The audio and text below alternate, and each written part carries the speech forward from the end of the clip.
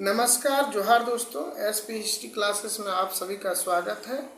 और मैं आज जो विगत यानी कि 10/7/2011 में जो प्रश्न पूछा गया था, किसमें, तो झारखंड शिक्षक पात्रता परीक्षा 2011 में हुई थी पहला, तो उसी का क्वेश्चन पेपर है और ये है बाल विकास एवं शिक्षा शास्त्र का।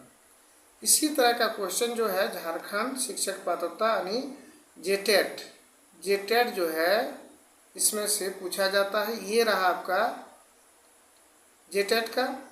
और इसी तरह का क्वेश्चन पेपर पूछा गया था 2016 में, तो उसका भी मैं क्वेश्चन पेपर लेकर आऊँगा। पहले ये 2011 का जो है देख लेता हूँ और किस तरह से पैटर्न यहाँ पूछता है। आपका थॉट अधिक पूछता है कि समझने योग्य क्वेश्चन पूछता है कि रटना पड़ेगा, ये सारी चीज़ को हम लोग देखेंगे। तो चलिए शुरू करता हूँ क्वेश्चन नंबर 1 से, जो आपका दिखेगा। कहता है क्वेश्चन नंबर 1 में क्या कहता है कि हिलगार्ड ने अपनी किस पुस्तक में सीखने के 10 से ज़्यादा सिद्धांतों का वर्णन किया है। हिलगार्ड ने अपना कौन सा पुस्तक है, उसका कौन सा पुस्तक है जिसमें 10 से ज़्यादा सिद्धांत का वर्णन किया गया है। नंबर ए में है आपका थ्योरी ऑफ लर्निंग, बी में है त्रुटि एवं अधिगम, सी में है अधिगम विज्ञान और इनमें से कोई नहीं। तो इसका सही जवाब हो जाएगा option number A, theory of learning में हिलगार्ड ने जो पुस्तक है हिलगार्ड की 10 से ज़्यादा सीखने का सिद्धांत का वर्णन किया है। चलिए क्वेश्चन नंबर 2 कहता कि किस वैज्ञानिक ने प्रेरणा का मनोविश्लेषण सिद्धांत दिया है। मनोविश्लेषण का जो सिद्धांत दिया है वह किस वैज्ञानिक ने दिया है। नंबर ए में है एडलर है, फ्रॉड है, अंग है और मैकडूगल्स है। तो इसका सही जवाब हो जाएगा ऑप्शन नंबर बी, फ्राइडर जो है ये आपका इसने सिद्धांत दिया है। क्वेश्चन नंबर 3 का बात करें तो आप जैसे देख पा रहे होंगे, कहता है कि सृजनात्मक एक शाखा है। कौन सी शाखा है? नंबर ए में आप देख रहे हैं औद्योगिक मनोविज्ञान है, बी शिक्षा मनोविज्ञान है, सी सामान्य मनोविज्ञान है और डी व्यक्तित्व। तो व्यक्तित्व जो है इसका सही जवाब हो जाएगा व्यक्तित्व। ये सब क्वेश्चन में टिक लगा हुआ मिलेगा क्योंकि ये प्रीवियस ईयर का है और जिसने ही बनाया है तो उसमें टिक लगा हुआ था। चलिए नेक्स्ट क्वेश्चन की बात करें, क्वेश्चन नंबर 4। तो कहता कि अधिक्षमता वह शक्ति या उन विशेषताओं का जो है एक समुच्चय है जो व्यक्ति विशेष द्वारा कोई विशिष्ट परीक्षण ज्ञान एवं कौशल अर्जित करने हेतु व्यक्ति की योग्यताओं का लक्षण है। यह कथन किसका है? यहाँ तक हम लोग अभी देखिए चारों जो है यह कथन किसका है इस तरह से पूछ रहा है। मतलब थॉट का क्वेश्चन जो इसमें है अधिक देता है किसी न किसी वैज्ञानिक के द्वारा कौन सी कथन कहा गया है, ये सारे क्वेश्चन देता है। कुछ दिन से मेरा तबीयत खराब चल रहा है जिस कारण से आवाज़ आपको क्लियर नहीं हो पा रहा होगा। फिर भी मैं प्रयास कर रहा हूँ कि एग्ज़ाम बहुत जल्दी ही हो जाएगी तो क्वेश्चन बना के दूँ। तो इसमें क्वेश्चन नंबर 1 है विनघम, बी में है वान डूसेन, सी में है डॉलर्स और इनमें से कोई नहीं। इसका सही जवाब हो जाएगा ऑप्शन नंबर 1 विनघम हो जाएगा।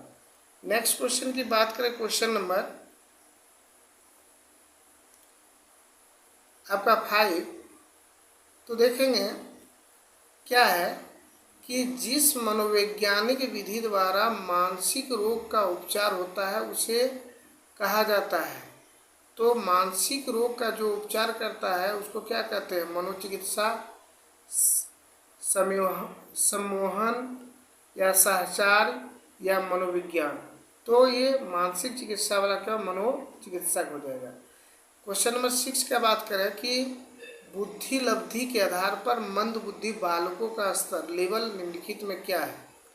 देखिए, मंद बुद्धि का बालक की बात करें तो ये जड़ बुद्धि भी है, मूढ़ भी है और मूर्ख भी है, इसलिए इसका उपयोग सही है। देखिए यहाँ जो थोड़ा सा हम बता देता हूँ, जैसे ये यही चीज़ लिखा है कि मूर्ख की जो आईक्यू होता है, वो क्या होता है? मूर्ख की आईक्यू जो है, मतलब जो मूर्ख होता है उसको 50 से 75 में रखा गया है, और मूढ़ है वो 25 से 50 में रखा गया है, और जड़ जो होता है वह 0 से 25, यानी ये तीनों का तीनों जो है ये मंद बुद्धि व्यक्ति के बालक की श्रेणी में ही है, इसलिए जो है ये तीनों को मंदबुद्धि बालक की श्रेणी में रखा गया है।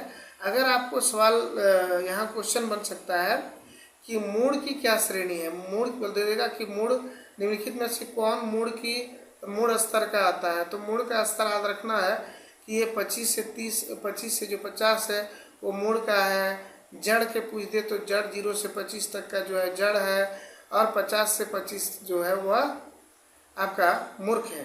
तो ये सब मूर्ख की मंदबुद्धि बालक की श्रेणी में आते हैं, इसलिए इसका उपयुक्त सभी सही आंसर हो जाएगा। चलिए नेक्स्ट क्वेश्चन की बात करें, क्वेश्चन नंबर 7।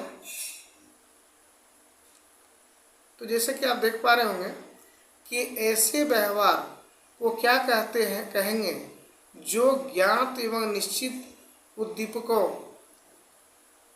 द्वारा होता है? घटित व्यवहार, प्रतिकूल व्यवहार, प्रत्यक्ष व्यवहार, अप्रत्यक्ष व्यवहार। तो इसको कहेंगे प्रतिकूल व्यवहार। ऑप्शन नंबर 20 का सही जवाब हो जाएगा। नेक्स्ट क्वेश्चन की बात करें, क्वेश्चन नंबर 8। सीखने की सर्वोत्तम विधि निम्नलिखित में से कौन सी है? अनुकरण विधि है, प्रत्यक्ष एवं भूल विधि है, अंतदृष्टि विधि है या अनुबंधन है? तो सीखने की जो विधि है, सर्वोत्तम विधि है, वह है अंतदृष्टि विधि। ऑप्शन नंबर सी इसका जो हो जाएगा वह सही हो जाएगा। चलिए नेक्स्ट क्वेश्चन की बात करें, क्वेश्चन नंबर 9।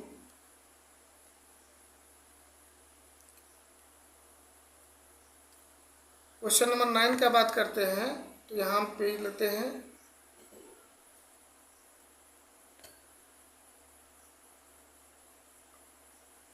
ये रहा क्वेश्चन नंबर 9, और जैसे कि आप डेट बताए थे कौन तारीख का है, 10/7/2011 का पेपर है। तो ये है आपका बेसिक शिक्षा प्रणाली व्यक्तिगत भिन्नताओं पर आधारित थी। इसके प्रतिपादक थे, ए नंबर है रविन्द्रनाथ टैगोर, स्वामी विवेकानंद, लाला लाजपत राय और आपका महात्मा गांधी। तो बेसिक शिक्षा प्रणाली का जो प्रतिपादक थे वह थे Mahatma Gandhi. Option number D इसका सही हो जाएगा। नेक्स्ट क्वेश्चन है क्वेश्चन नंबर 10 कि व्यक्तिगत शिक्षण में निम्नलिखित विधि नहीं आते हैं। कौन सी शिक्षण विधि जो है व्यक्तिगत शिक्षण विधि में नहीं आते हैं? नंबर 1 है डाल्टन पद्धति, बी में है सामूहिक शिक्षा पद्धति, सी में है कंडक्ट पद्धति या डी में है प्रोजेक्ट विधि। तो इसका सही जवाब हो जाएगा option number B. Next question की बात करें, क्वेश्चन नंबर 11।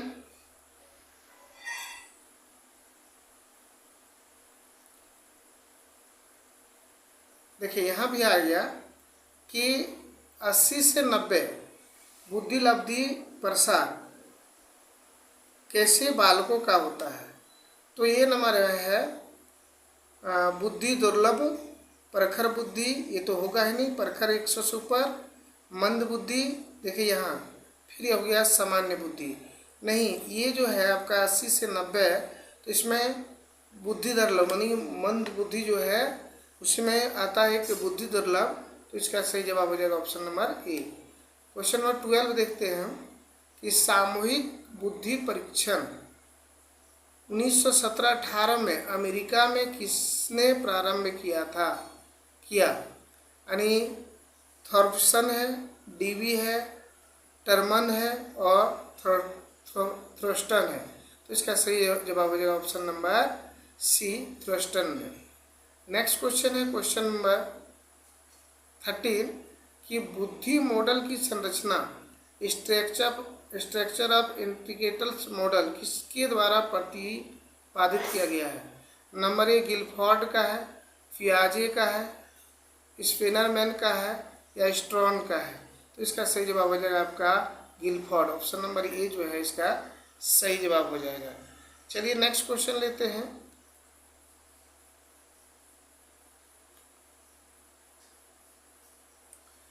तो यहाँ देख पा रहे होंगे कि निम्नलिखित में से किस आयु में बालक का सामाजिक व्यवहार निश्चित होता है?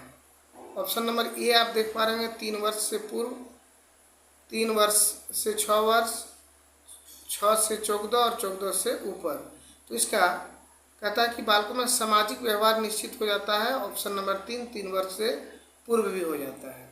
नेक्स्ट क्वेश्चन है क्वेश्चन नंबर 15 मानव समाज की मौलिक इकाई के रूप में सामाजिकरण का सर्वप्रथम साधन निम्नलिखित में से कौन सा है?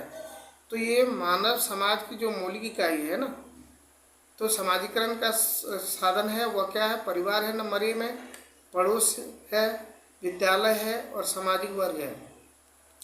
तो इसका सही जवाब हो जाएगा परिवार है। तो बस मैं आज सिर्फ 15 ही क्वेश्चन पर करा पा रहा हूँ क्योंकि मेरा तबीयत ठीक नहीं चल रहा है।